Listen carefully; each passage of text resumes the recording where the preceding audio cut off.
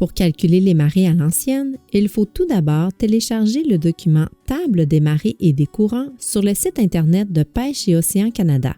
Choisissez le volume qui correspond à votre zone géographique. À l'intérieur, on retrouve la table des marées des ports de référence de l'année en cours, ainsi que les informations nécessaires pour calculer les marées dans les ports secondaires ainsi que les intervalles. Si on cherche l'information directement sur un port de référence, c'est simple. On trouve premièrement le port en question, puis on cherche la date. On aura directement l'heure des marées hautes et basses de la journée.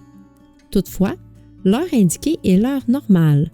Comme on navigue l'été et qu'on est à l'heure avancée, il faut ajouter une heure.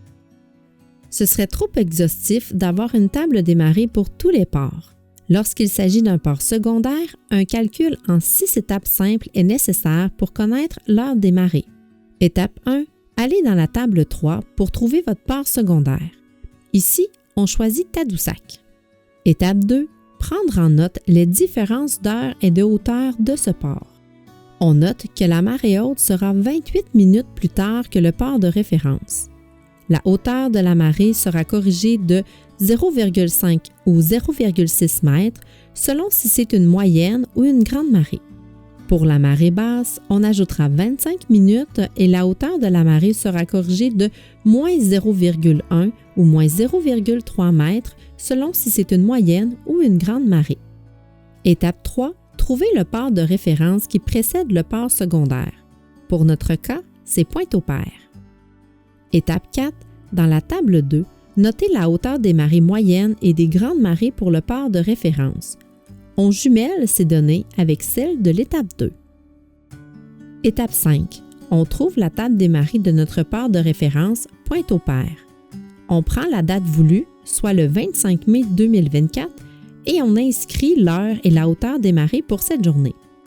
Étape 6. On fait les calculs. Petite astuce. Laissez une trace de votre démarche, c'est plus facile de déceler si vous faites une erreur. On ajoute tout d'abord une heure puisqu'on est à l'heure avancée.